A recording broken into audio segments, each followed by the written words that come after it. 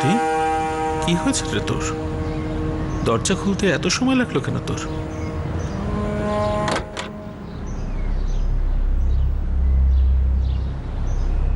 কি হয়েছে বলতো তোর? এত ঘাবড়ে আছিস কেন? তুই তো ভালো করেই জানিস আমি তোকে কতটা পছন্দ করি।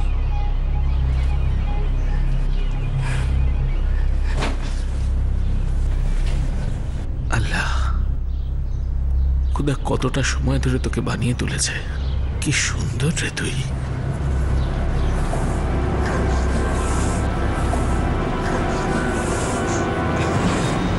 Absolutely sir. হ্যাঁ স্যার। স্যার ওই আমি আপনার কার পেপারস চেক করে নিয়েছি। আপনি যখন ইচ্ছে এসে আপনার কার ডেলিভারি নিতে পারেন। স্যার তাহলে কি আমি এক্সপেক্ট করব যে আপনি কাল এসে কার ডেলিভারি নেবেন?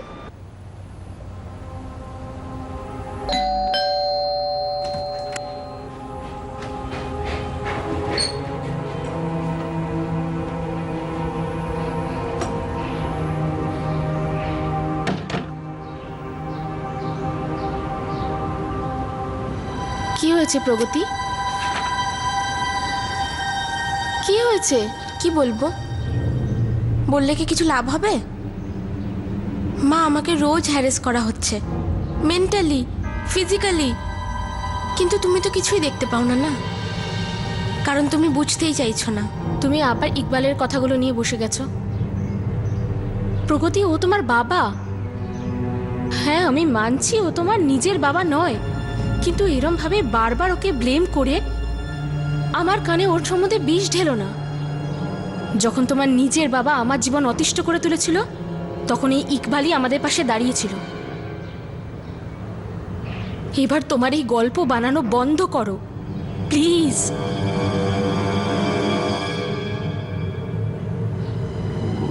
মা, আমি গল্প বানাচ্ছি না, আমি মিথ্যে বলছি না। কি করে বোঝাই তোমায় কোন নরকের মধ্যে আমি আছি? বিনা ভাবছিল যে প্রগতির তার সৎ বাবা ইকবালের বিরুদ্ধে এই রাগ শুধু এই কারণেই কারণ প্রগতি বিনার দ্বিতীয় বিয়েতে হয়তো অসন্তুষ্ট ছিল। বিনা কখনো মানতেই পারছিল না যে ইকবাল তার মেয়ের সঙ্গে কোনো অন্যায় কাজ করতে পারে, যেমন প্রগতি বলছিল। কেননা ইকবালই সেই মানুষ ছিল যে বিনার প্রতিটি সমস্যায় তার আশ্রয় ছিল।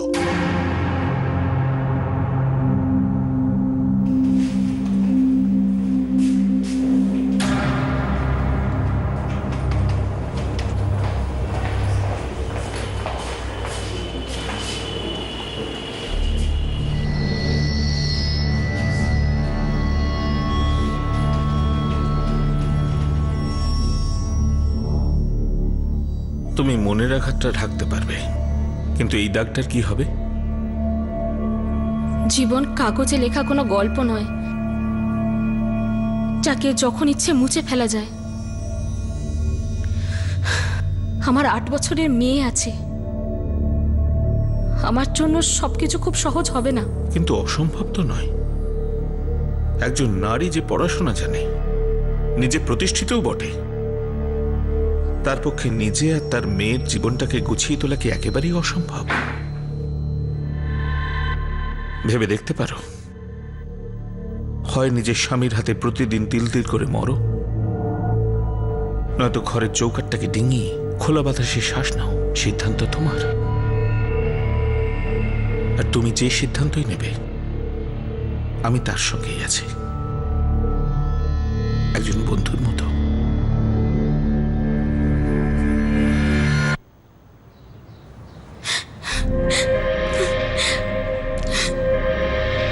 ব্যাস, অনেক হয়েছে, আর সহ্য করতে পারছি না এই অপমানের জীবন।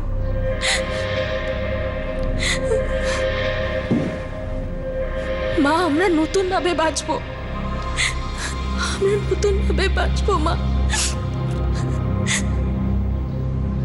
তুমি এসব কথা আগে কেন আমায় বলনি? আর মা, 9 বছর ধরে তুই এসব একলা সহ্য করলি। আমরা তো তোর কত কাছে ছিলাম, তোর কখনো মনে হয়নি যে আমাদেরকে এসে বলি? আমি শুধু এটাই ভেবেছিলাম মা, যাতে তোমরা না মনে করো তোমরা আমার জন্য ভুল মানুষ বেঁচেছো। আর তাছাড়া আমি তো এটাই ভেবেছিলাম যে আস্তে আস্তে সব ঠিক হয়ে যাবে। আরে বিনা, কিন্তু এখন আর কিচ্ছু ঠিক হওয়ার নেই বাবা। ব্যাস, আমি আর সহ্য করতে পারছি না। তোর কষ্ট দেখে দুঃখ তো আমাদের হবেই। এই কথাগুলো যদি আগে আমাদের বলতিস, সব চুপচাপ সহ্য করেছিস। আজ এখন বলছিস যখন ওকে তুই ছেড়ে এসছিস। তোকে কষ্টে দেখে আমরা কি করে ভালো থাকবো বল?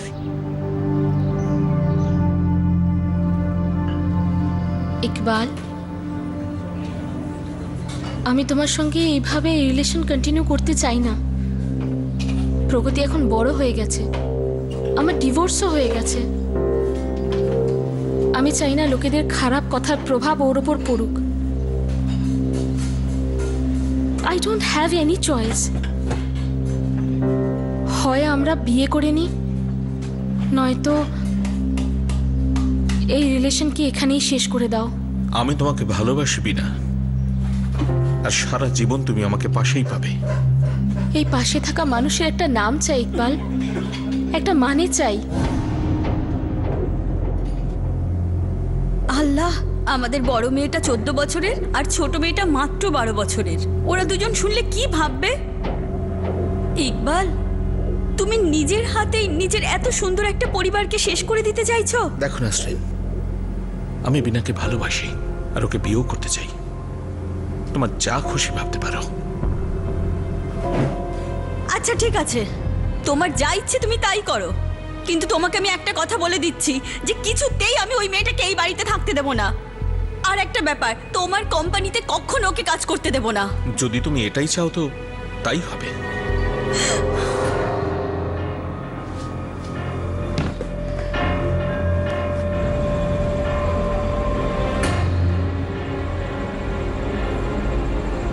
দেখ মা, সঞ্জিত ডিভোর্সি, কিন্তু ও একটা খুব ভালো ছেলে। ঠিক আছে, ওকে যদি তোর পছন্দ না হয় তো কোনো ব্যাপার নয়, আমরা অন্য সম্বন্ধ খুঁজবো। একটা ভালো ছেলে। হ্যাঁ মা, কিন্তু এই ইকবালই কেন?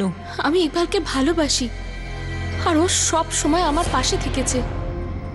বিয়ের জন্য অনেক ভালো ছেলে পাওয়া যাবে, কিন্তু এটা তোমরা যেরকম ভাবছো সেরকম কিছুই না। ইকবাল আমাকে প্রমিস করেছে ও না আমাকে ধর্ম বদলাতে বলবে, না প্রগতিকে। প্লিজ তোমরা একটু বোঝার চেষ্টা করো। আমি যা করছি খুব ভেবে চিন্তে করছি।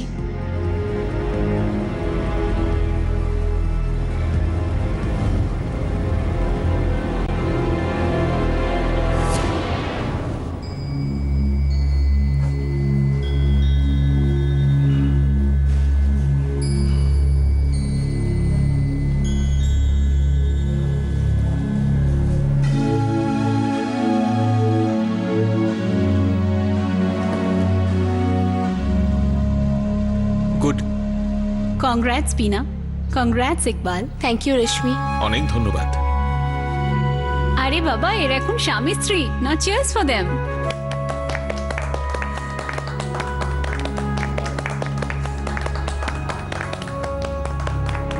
বিনা ইকবালকে ভালোবাসতো, তাও সম্পূর্ণ অন্ধবিশ্বাসের সঙ্গে।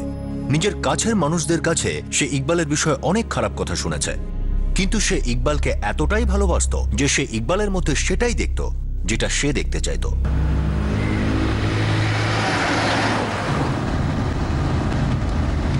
তো রেশমি, তোমার হাজবেন্ড কেমন আছে? ভালো আছে। আমাকে খুব মিস করে ওখানে। নিশ্চয়ই খুব ওর নিঃসঙ্গ লাগে। হ্যাঁ, সে তো একটু বটেই। আর তোমার? আমিও। হ্যাঁ, তোমার তো এই কদিন মাত্র বিয়ে হয়েছে, ওই 8 মাস মতো হলো তো। হ্যাঁ। হাজবেন্ড ফরেনে আর তুমি এখানে, খুব নিঃসঙ্গ লাগছে নিশ্চয়ই এখানে। হ্যাঁ, তা তো বটে। Okay Iqbal, thank you so much, bye. Reshmi, হ্যাঁ নিঃসঙ্গতা খুব ভয়ঙ্কর আর ডিপ্রেসিং হয়। হ্যাঁ, কিন্তু আমি ভালো আছি আর ও ভালো আছে, কোনো প্রবলেম নেই। ইউনো, মাঝে মাঝে আমার নিজেকে খুব নিঃসঙ্গ লাগে। তুমি তো তোমার কাজিনকে চেনো, আমরা একসঙ্গে ভালো আছি, কিন্তু তা সত্ত্বেও মাঝে মধ্যে নিঃসঙ্গতা গ্রাস করে আমায়।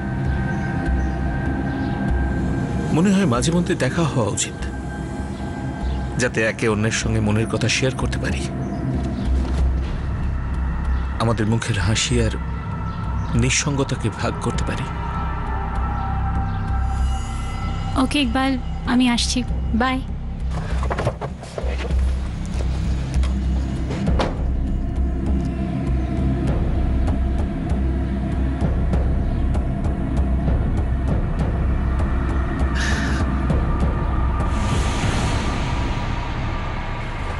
প্রগতি চলে আয় মা, খাবার তৈরি।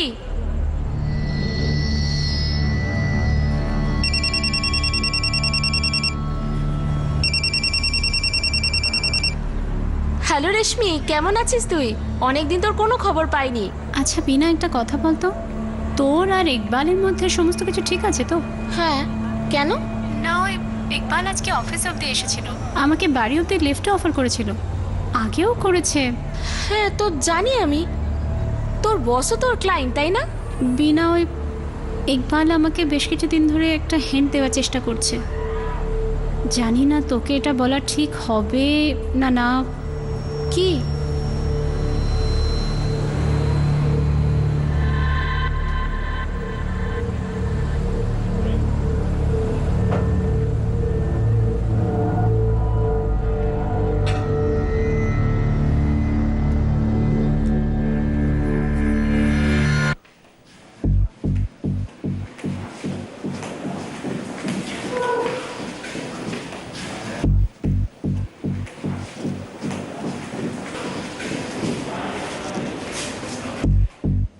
কি রেশমির প্রবলেমটা কি? ও ভাবলো কি করে যে আমি ওর সঙ্গে কিছু করতে চাইছি? ও কি পাগল হয়ে গেছে নাকি? আর ওর সঙ্গে সঙ্গে তোমারও বুদ্ধি খুলিয়ে গেছে? হ্যাঁ, আমি তো ওটাই বলছি যেটা ও আমাকে বললো। ইউ নো হোয়াট বিনা, তোমার বাড়ির লোক কখনোই আমাকে মেনে নেয়নি। আমার সব সময় মনে হয়েছে তারা আমাদের সম্পর্কটাকে ভাঙতে চায়। আর এই রেশমিও সেটাই করছে, আমাদের বিচ্ছিন্ন করবার চেষ্টা করছে। ও তো আমাকে এটাও বলেছিল যে তুমি ওকে বলেছো যে তুমি নাকি খুব একা ফিল করো। ইকবাল, আমি থাকতে। হোয়াট ননসেন্স বিনা। দেখো বিনা,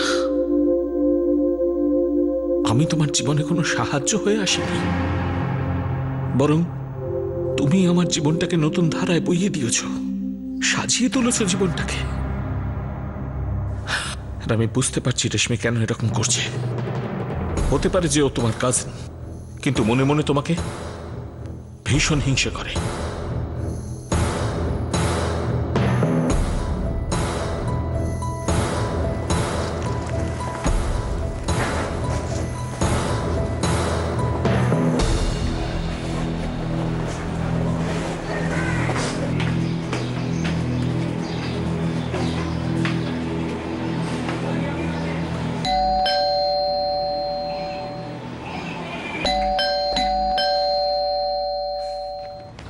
এই গিফট তোমাদের দুজনের জন্য। প্রগতি, এটা তোর জন্য আর এটা তোমার। Thank you. এই ড্রেসগুলো তোমাদের দুজনকে খুব মানাবে। প্রগতি, তোর পাপাকে একটু পরে দেখাবি না শোনা?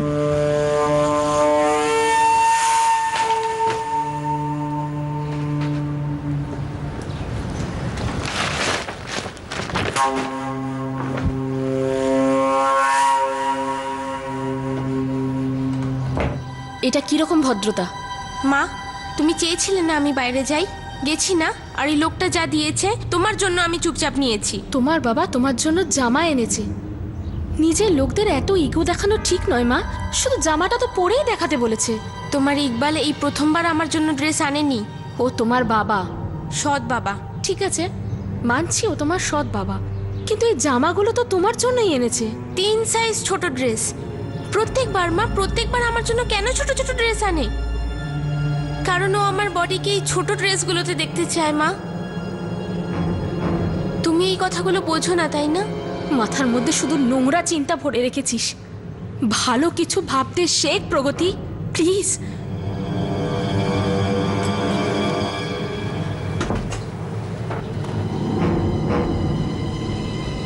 আমাকে আমার ভাবনা বদলানোর দরকার নেই মা, তোমার দৃষ্টিভঙ্গি বদলানোর দরকার। ইকবাল, প্রগতির ব্যবহারের জন্য আই এম রিয়েলি সরি। তুমি কেন এর জন্য সরি বলছো? হতেই পারে, ও টিনেজার, আর এই বয়সে বদলটা হয় ফিজিক্যালি, মেন্টালি, সব দিক থেকে। প্লিজ তুমি এই সমস্ত কথাবার্তা সিরিয়াসলি নিও না, তার থেকে ওকে একটু বোঝার চেষ্টা করো। কিন্তু ইকবাল, আমি জানি না ও কেন এরকম কথা বলে আমাকে কষ্ট দেওয়ার জন্য। তুমি জানো ও কিভাবে? মিনা, ও এত কিছু পড়ে, এত কিছু দেখছে, গল্প তো বানাতেই পারে। আর ও প্রত্যেক সপ্তাহে নিজের বাবার সঙ্গে দেখা করতেও যায়। আর ওই মানুষটি তোমাকে কখনোই খুশি দেখতে চায় না বিনা। আমরা জানি না ও প্রগতিকে ভুলভাল কিছু বলতে পারে। এই জন্য প্লিজ তুমি এই সমস্ত কথা মনের মধ্যে রেখো না। ব্যাস হাসিটুকু ধরে রেখো, কারণ তোমার সুখেতেই আমার সুখ।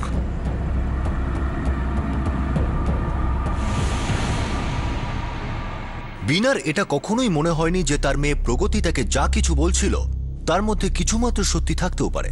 আর অন্যদিকে প্রগতির অবস্থা এমন ছিল যে সে এই কথা তার মাকে ছাড়া আর কাউকে বলতে পারতো না যে তার সাথে কি ঘটছিল। ইকবালের খারাপ আচরণের খবর বিনা হামেশাই শুনে থাকতো। বিনা কিছুক্ষণের জন্য শুনে অস্থির হয়ে যেত বটে, কিন্তু সে কখনোই এই কথাগুলো বিশ্বাস করতো না।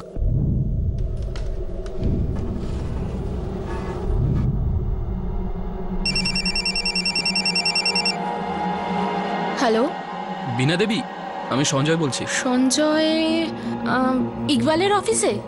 আগে হ্যাঁ, হ্যাঁ বলো সঞ্জয়। আমি আপনার সঙ্গে দেখা করতে চাই, একটু পার্সোনাল দরকার। কিন্তু সঞ্জয়, কাজ কি সেটা তো বলো। সেটা দেখা করে বললে ভালো হয় না? আসলে আমার আপনার সাহায্যের প্রয়োজন।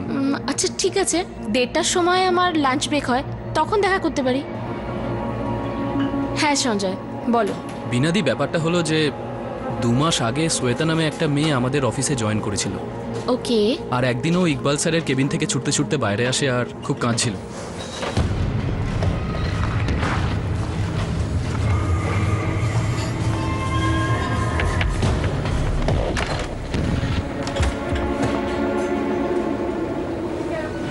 শ্বেতা, কি হয়েছে? আর তার 3 দিন পর শ্বেতা চাকরি ছেড়ে দেয়। তুমি কি বলতে চাও? শ্বেতা আমাকে বলেছিল যে ইকবাল স্যার ওর সঙ্গে ফিজিক্যাল হতে চান। উনি ওকে কেবিনে ডাকতেন, অসভ্য ব্যবহার করতেন, আর ওকে বাজে বাজে প্রপোজাল দিতেন। ওকে বাইরে ডাকতেন, এমন এমন কথা বলতেন যা যে কেউ শুনে লজ্জা পেয়ে যাবে। আর শ্বেতা পুলিশ কমপ্লেন এই জন্যই করেনি যে শ্বেতা মনে করেছিল এতে ওর নিজেরই সম্মান নষ্ট হবে। তুমি এই সাহায্য চেয়েছিলে আমার থেকে? হ্যাঁ ম্যাম। তোমার কথার মধ্যে যদি একটু সত্যি থাকে তাহলে যাও ইকবালের সাথে ডিরেক্টলি কথা বলো, না হলে ওই মেয়েটাকে বলো ও ইকবালের সাথে গিয়ে কথা বলুক। ওই মেয়েটা আর ফিরে আসবে না। দিদি, আমি আপনাকে এইসব বললাম কারণ আপনি হলেন ইকবাল স্যারের ওয়াইফ। আমার এটা মনে হয় তুমি এই সব কথা আমার মনে সন্দেহ ঢোকানোর জন্য বলছো। আমার স্বামীর নামে আমার কানে বিষ ঢালছো। আমি জানি না তোমাকে কে এখানে শিখিয়ে পড়িয়ে পাঠিয়েছে, কিন্তু আমি শুধু এটাই বলতে চাই সঞ্জয়, তোমার এইসব ফন্দি তুমি অন্য জায়গায় দেখিও। আসছি আমি।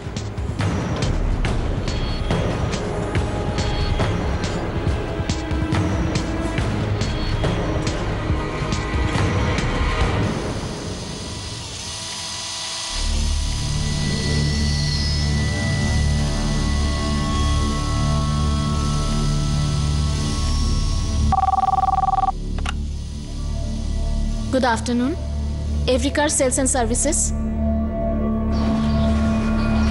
বিনা, বিনা, হ্যাঁ বিনা শোন, অনেক দিন থেকেই তোকে একটা কথা বলবো ভাবছিলাম। হ্যাঁ বল না। বিনা, তুই আমার মেয়ে চঞ্চলকে তো চিনিস। হ্যাঁ।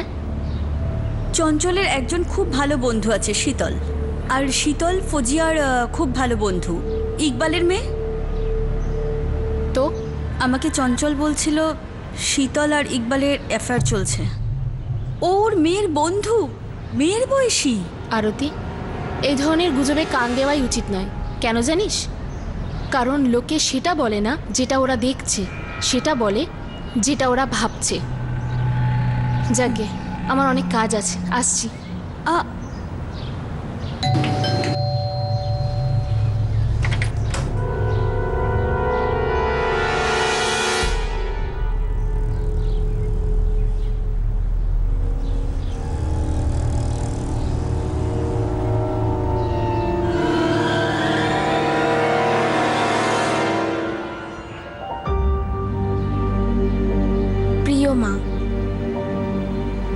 জানি আমার বাবা একজন খুব বাজে লোক ছিলেন, কিন্তু সত্যি তো এটা, ওনার থেকে আরো বাজে লোক এই ইকবাল। প্রতিদিন ও যখন আমার সাথে একা থাকে সেই সময় আমার দম বন্ধ হয়ে যায়। ও রোজ আমার সুযোগ নেয়, নিজের নোংরা হাত দিয়ে আমাকে ছোঁয়। কিন্তু তুমি তো না কিছু দেখতে পাও, আর না তো আমার কোনো কথায় তুমি বিশ্বাস করো, কেননা ও তোমার ওপর জাদু করে রেখেছে। তুমি ওর মনে আমার জন্য ভালোবাসা তো দেখতে পাও, কিন্তু সেই লালসা তুমি দেখতে পাও না যা ওর চোখে আমার জন্য থাকে। তোমার আমার কোনো কথাই বিশ্বাস হয় না, তাই না? কিন্তু যখন আমি এই পৃথিবী ছেড়ে চলে যাব, তখন তুমি আমাকে বিশ্বাস নিশ্চয়ই করবে।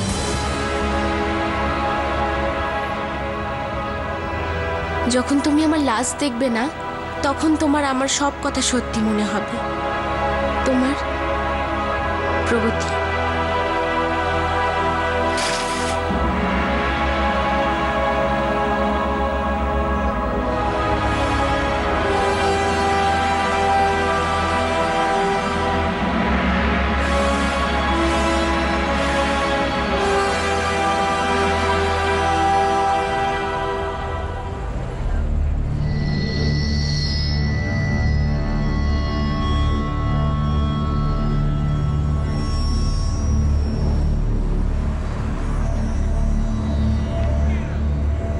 ওই জাভেদের বাড়ির লোক ডিসেম্বরে বিয়েটা করাতে চাইছে। আরে বাহ, এটা খুব ভালো খবর। আমাদের মেয়ে কি বলছে? আরে দেখো, ওর হাসি সবকিছু বলছে। তবে আর দেরি কেন? হ্যাঁ বলে দাও নাসরিন, এটা আমাদের বাড়ির প্রথম নিকাহ, খুব ধুমধাম করে দেব।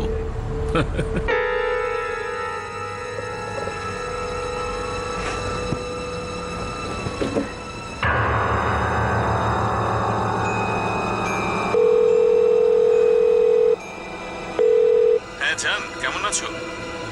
তুমি কালকে এলে না? হ্যাঁ, আমি কাল নাসরিনের কাছে ছিলাম। আসলে কথাটা হলো যে আমাদের বড় মেয়ের শাদী ঠিক হয়েছে, আর সেই জন্যই নাসরিন একটু ডেকে পাঠিয়েছিল।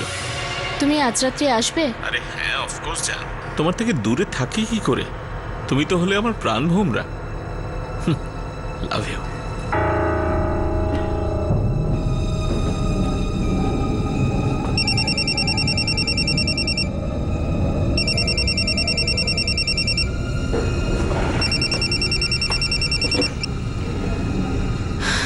বল রেশমি। বিনা প্লিজ আমার অফিসে আয়, আর ইকবালকে সঙ্গে নিয়ে আসিস। কি হয়েছে রেশমি? তুই এখানে চলে আয়, আর প্লিজ ওকে সঙ্গে নিয়ে আসিস। কিন্তু কি হয়েছে সেটা বলবি তো। শুধু তুই ওকে নিয়ে চলে আয়, নয়তো ম্যাটারটা পুলিশ অব্দি চলে যাবে। আচ্ছা আচ্ছা ঠিক আছে, আমি এক্ষুনি আসছি।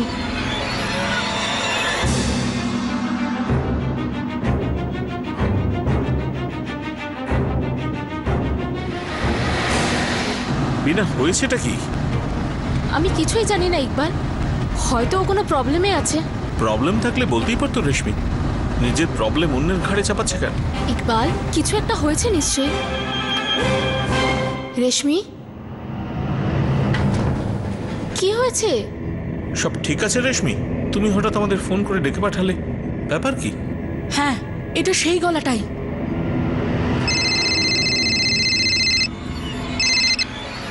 হ্যালো। আমি রানী শর্মার সঙ্গে কথা বলতে পারি? হ্যাঁ বলছি। সুজিত শর্মা আপনার হাজবেন্ড, তাই তো? আগে আপনি কে? এসব কি বলছেন আপনি? আমি বুঝতে পারছি না কিছু। ওটা ওনারই আওয়াজ ছিল। বিনা, এই ইকবাল লোকটা আমাদের জীবন নষ্ট করে দিতে চায়। ও রানী ম্যামকে ফোন করেছে আর বলেছে যে আমি আর ওনার স্বামী, মানে আমার বসের সাথে আমার অ্যাফেয়ার চলছে। কি? এটা তুই কি বলছিস রেশমি? হ্যাঁ, আমি জোর দিয়ে বলতে পারি যে ওটা ওনারই আওয়াজ ছিল। ম্যাডাম, নিজের স্বামীর দিকে একটু খেয়াল রাখবেন। অফিসে যে রেশমি আছে না, আজকাল দুজনে একটু বেশি মেলামেশা করছে। মেলামেশাটা এমন পর্যায়ে না পৌঁছয় যাতে আপনাকে দুধের মধ্যে মাছের মতন না দুজনে ফেলে দেয়। ব্যাপারটা ভাববেন একটু। Hello hello. এসব কি বাজে বকছেন? কেউ আপনাকে ফোন করে উল্টোপাল্টা আপনার সঙ্গে মজা করবার চেষ্টা করছে, সেখানে আমি মাঝখানে এলাম কি করে? রেশমি, তুমি আমার উপর দোষ দিচ্ছ? রানী ম্যাম এখানে এসে আমাকে আর সুজিত স্যারকে অনেক কিছু বলেছেন, কিন্তু যখন উনি বললেন যে ওনাকে কেউ ফোন করে এসব কথা বলেছেন, তখন আমার বুঝতে 1 মিনিটও লাগেনি যে এই নোংরা কাজটা এই লোকটাই করেছে। ও আমার সঙ্গে তো কিছু করতে পারেনি, তাই আমি তোকে ওর সাথেই ডাকলাম। সমস্ত বাজে কথা, সবটাই মিথ্যে। এসব তুমি এই জন্যই করছো যে কারণ তুমি কখনোই চাওনি যে আমার আর বিনা শাদী হোক, এই জন্য আমাদের সম্পর্কটাকে ভাঙার চেষ্টা করছো। কিন্তু এই সবের মধ্যে তুমি আমার ফ্যামিলিকে কেন জড়াচ্ছ? ম্যাডাম, আমি সত্যি জানি না কে আপনাকে ফোন করেছিল। আমার মনে হচ্ছে পুরো খেলাটাই রেশমি খেলছে, কারণ ও ওর বোনকে হিংসে করে। তুমি অত্যন্ত নোংরা লোক। রেশমি, উনি আমার স্বামী। বিনা, থ্যাঙ্কস বিনা, অ্যাটলিস্ট তুমি তো ওর কথায় ভুল বোঝোনি। আমার মনে হচ্ছে যে এরা সবাই মিলে আমাদের সম্পর্কটাকে ভাঙার চেষ্টা করছে। বিনা তুই অন্ধের মতো কাজ করছিস। একদম নয় রেশমি, বরঞ্চ আমি এখন তো সব পরিষ্কার দেখতে পাচ্ছি। তুই বারবার আমার আর ইকবালের মধ্যে দূরত্ব তৈরি করার চেষ্টা করছিস, আর এটা একবার নয়, এটা দ্বিতীয়বার তুই আমাদের মধ্যে সম্পর্ক খারাপ করার চেষ্টা করছিস। হ্যাঁ বিনা, মনে আছে তুমি আমায় বলেছিলে ওই গাড়িতে ড্রপ করবার কথা? আসলে ওই আমাকে ফাঁদে ফেলতে চাইছিল, সেই জন্যই আমায় ডেকেছিল, তারপর পুরো গল্পটা ঘুরিয়ে দেয়। বিনা, এনিওয়েজ, ওর সঙ্গে কথা বলে লাভ নেই, লেটস গো। বিনা,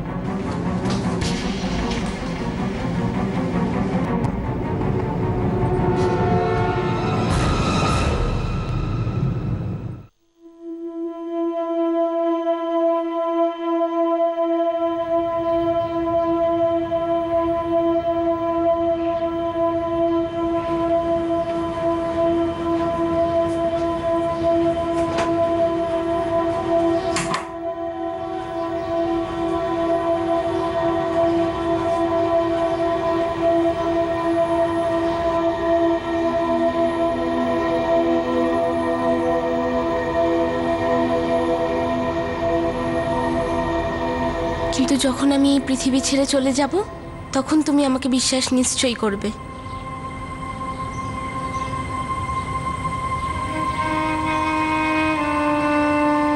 প্রগতি, প্রগতি, প্রগতি,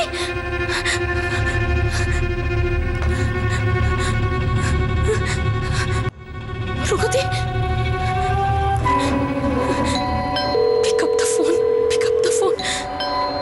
প্রগতি, তুই কোথায় মা? দরজার সামনে আছি মা, কখন থেকে বেল বাজাচ্ছি।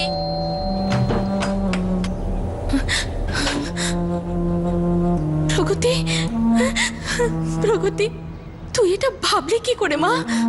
তুই কি করতে যাচ্ছিলিস? তুই আত্মহত্যা করার কথা ভেবেছিলিস? বল, তুই আত্মহত্যা করতে চাইছিলিস? কেন, কেন মা? আমার মাথাতেই আসছিল না আমি তোমায় কি করে বোঝাই। ওই লোকটা যাকে তুমি আমার বাবা করে এনেছো আর চাইছো ওকে আমি বাবা বলে মেনে নিই, ও আমায় কত খারাপ চোখে দেখে। আমায় বারবার ফিজিক্যালি মোলেস্ট করে মা। আর এইসব কথা যদি আমি তোমাকে না বলতে পারি, আর কাকে বলবো মা? আর যখন তুমিও আমায় বিশ্বাস করো না, তাহলে তো আমি রোজ রোজ মরে বেঁচে আছি। কি করব আমি মা, কি করব? না, কি আমি প্রকৃতিকে নোংরা ভাবে ছুঁই? নিজের মেয়েকে মলেস্ট করি? আমি এর উপরে হাত রেখে কসম খেয়ে বলছি বিনা, এটা সম্পূর্ণ মিথ্যে। তুমি আমায় ছাড়তে চাইছো তাই তো? যাও, পুলিশে কমপ্লেন করতে চাও, অবশ্যই করবে। আমার বদনাম করতে চাও, করতেই পারো, কিন্তু খোদার দোহাই, খোদার দোহাই আমার থেকে বেবুনিয়া দোষারোপে সাফাই চেও না প্লিজ। বিনা, আমি নিজে দুটো মেয়ের বাবা, আমার বড় মেয়ের নিকার কথা চলছে, আর প্রকৃতি বলছে যে আমি ওর সঙ্গে এরকম নোংরা ব্যবহার করেছি। হ্যাঁ, আমি ওর সৎভাব, কিন্তু তোমাদের দুজনকে আমি অন্তর থেকে গ্রহণ করেছি বিনা। আমি দেখা করতে চাই ওর সঙ্গে, যাতে ওর মনে আমার জন্য একটু জায়গা তৈরি হয়, সেই জন্যে।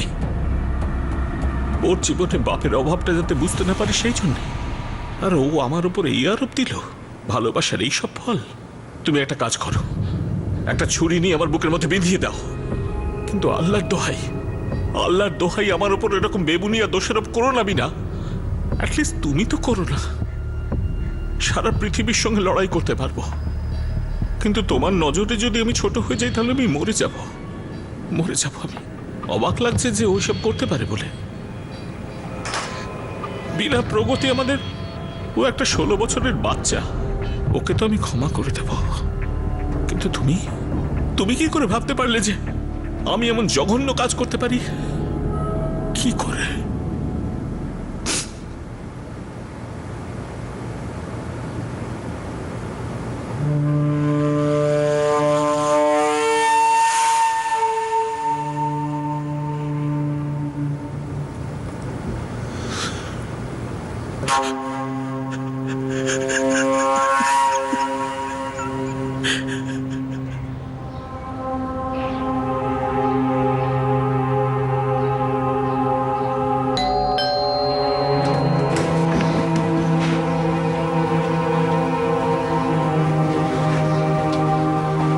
কি হলো মা?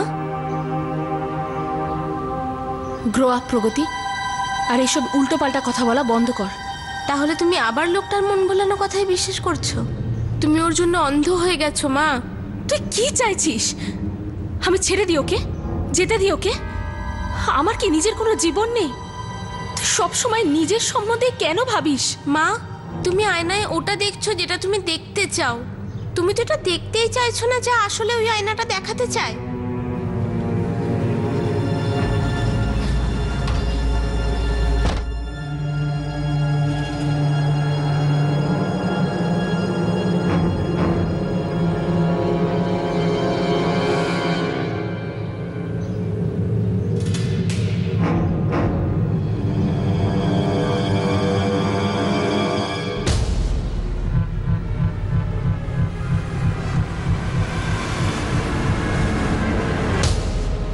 সত্যিই কি সবাই ইকবালের বিরুদ্ধে গল্প বানাচ্ছিল? এমন কি কারণ ছিল যে সবাই বারবার ইকবালের বিপক্ষে বলা সত্ত্বেও বিনার ইকবালের প্রতি বিশ্বাস অটুট ছিল? কখনো কি সত্যিটা বিনার সামনে উন্মোচিত হবে? এমনকি প্রশ্ন এটাও যে আসল সত্যটা কি ছিল?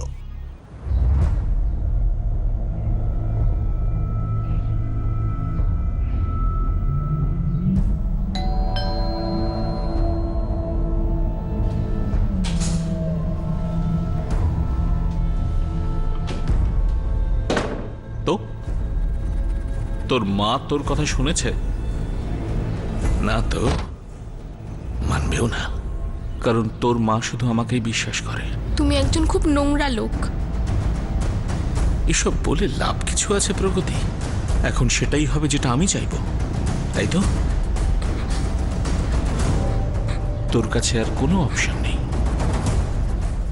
এর থেকে সত্যিটা মেনে নেওয়াই ভালো। আর সত্যিটা হলো যে আমি তোকে খুব পছন্দ করি।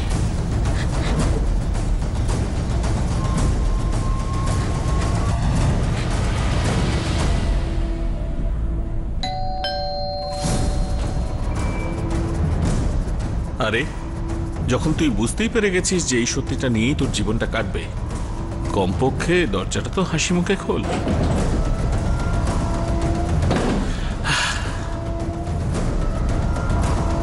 গুড বাই সুইট হার্ট, কাল দেখা হবে। আর আমি জানি যে কাল যখন তুই আবার দরজাটা খুলবি, তোর সুন্দর এই মুখটাতে হাসি লেগে থাকবে। Good bye.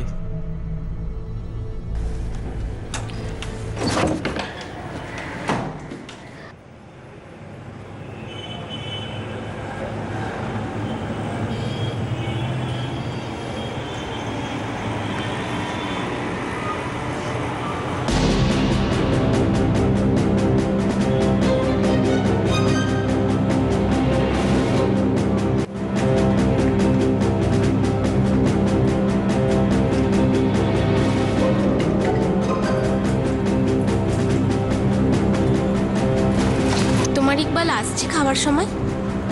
হ্যাঁ, কিন্তু তুই ওকে বাবা বলে ডাকলে শুনতে আরো বেশি ভালো লাগবে। এতদিন তো তুমি শুনে আসছো, আর আমি জানি তুমি তো শোনা কথায় বিশ্বাস করো না। আজ দেখেই নাও কি এই বাবা রোজ তার মেয়ের সাথে কি করে। তো তোমার মা তোমার কথা শুনেছে? না তো, মানবেও না, কারণ তোমার মা শুধু আমাকেই বিশ্বাস করে। তুমি একজন খুব নোংরা লোক, একটুও লজ্জা নেই তোমার। এসব বলে লাভ কিছু আছে প্রগতি? এখন সেটাই হবে যেটা আমি চাইবো। তোমার কাছে আর কোনো অপশন নেই। এই জন্য সত্যিটাকে মেনে নাও। আর সত্যিটা হলো যে আমি তোমাকে খুব পছন্দ করি। আর আমি জানি যে কাল তুমি যখন দরজা খুলবে তখন তোমার এই সুন্দর মুখটাতে একটা মিষ্টি হাসি লেগে থাকবে।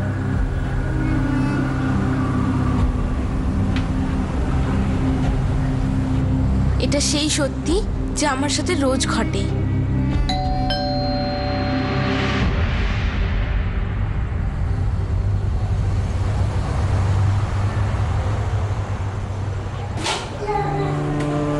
হাই প্রগতি, ব্যাপার কি?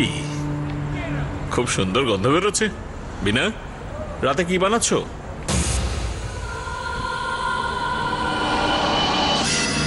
কি হয়েছে? তোমার মুড খারাপ কেন? আবার কিছু বলেছে নাকি তোমায়? হ্যাঁ প্রগতি, কি বলেছিস মাকে? মাকে কেন বারবার ডিস্টার্ব করিস? হ্যাঁ বিনা, বিনা, খবরদার যদি তুমি আমার মায়ের গায়ে একবারও হাত তুলেছো। সব কি করছিস তুই? আবার কি ভুল বুঝিয়েছে?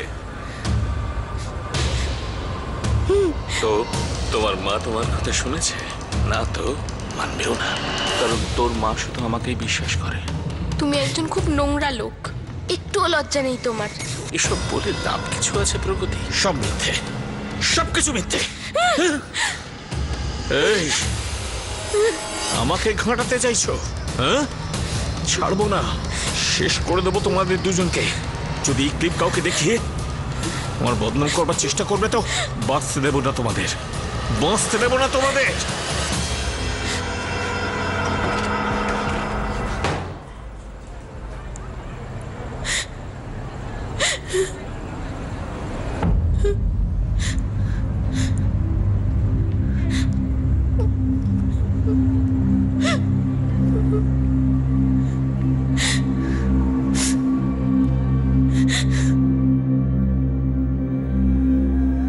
বিনা, আমি তোমার কাছে ভিক্ষা চাইছি।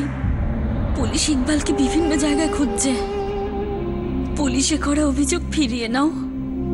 দেখো, আমার মেয়ে ফজিয়ার সামনে বিয়ে। এখন এখন যদি এই খবরটা ওরা জেনে যায় তাহলে ওরা না করে দেবে। আমার মেয়ে ফজিয়ার জীবনটাই নষ্ট হয়ে যাবে। এই অভিযোগটা ফিরিয়ে নাও, আল্লাহর দোহাই এমন করো না। মা, নুসরিন আন্টি, ওই লোকটা আমাকে অনেক দিন ধরে কষ্ট দিয়েছে, খেলেছে আমার সাথে। আর এই কথাগুলো আমি বাইরে কাউকে বলতে পারতাম না, কিন্তু আজকে আমার মা আমার পাশে আছে। এখন আমি এই কমপ্লেন তুলে নেব না। ওই লোকটা যা নোংরা কাজ করেছে আমার সাথে, তার শাস্তি তো ওকে পেতেই হবে। ও না তো একজন ভালো লোক, আর না ভালো বাবা। আর যদি ওকে আমি এমনিই ছেড়ে দিই, না জানি আর কত মেয়ের জীবনও নষ্ট করবে। হতে পারে এই একই কাজ আরো অন্য ঘরে ঘরে হচ্ছে। লোকে আমাকে কি বলবে, আর পরে আমার সাথে কি হবে, এইসব পরোয়া না করে এই সব কিছু আমি নিজে গিয়ে বলবো। হয়তো এটা দেখে সেই সব লোকেরাও এগিয়ে আসবে যাদের সাথে এরকম ঘটনা ঘটেছে।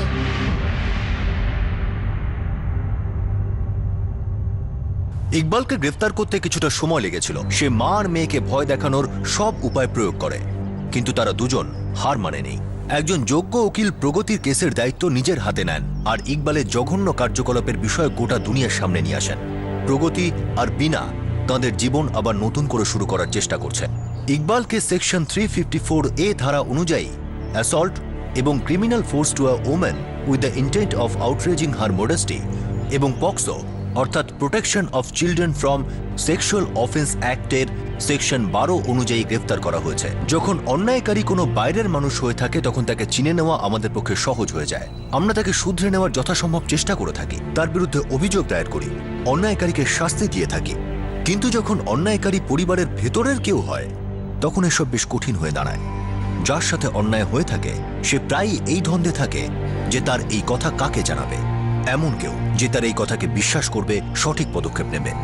এই বিষয়ের ভয়ও থেকে থাকে যে কখনো তার কথার কোনো ভুল অর্থ ধরা হবে না। তো আমরা প্রগতির সাহসকে বাহবা দিচ্ছি, কারণ সে তার সঙ্গে ঘটা অপরাধের বিরুদ্ধে সোচ্চার হয়েছে আর সঠিক পদক্ষেপ নিয়ে সেই মানুষটিকে আইনের হাতে তুলে দিয়েছে। যখন কোনো শিশু কারো বিরুদ্ধে কোনো অন্যায় আচরণের অভিযোগ করবে অথবা এমন কোনো আচরণ যাতে শিশুটি অস্বস্তি বোধ করছে, তখন তাকে অগ্রাহ্য করবেন না, বরং সেই বিষয়ে বিশেষভাবে নজর দেওয়া অত্যন্ত জরুরি। পরশু অর্থাৎ রবিবার আমরা নিয়ে আসব এরকমই একটা কেস, যেখানে পরিবারের মধ্যেই একজন কাছের মানুষ তার কাছের মানুষের সঙ্গে বিশ্বাসঘাতকতা করেছে। ততক্ষণ নিজের খেয়াল রাখবেন, সুরক্ষিত থাকবেন, আর মনে রাখবেন সঠিক সময় সঠিক পদক্ষেপ, সতর্ক থাকুন। জয় Hind. For more updates, subscribe to our channel, click the show links and enjoy watching the videos.